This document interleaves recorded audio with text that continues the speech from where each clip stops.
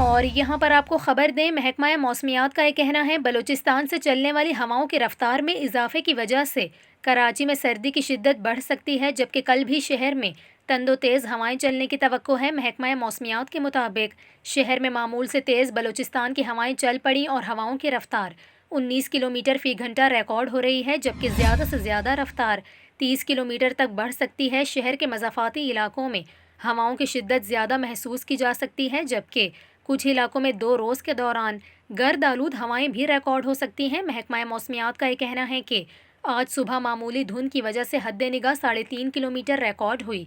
कराची में आज कम से कम दर्जा हरारत 7.7 डिग्री सेंटीग्रेड रिकॉर्ड हुआ, जबकि जिना टर्मिनल पर सबसे कम पारा 5.6 डिग्री रिकॉर्ड हुआ।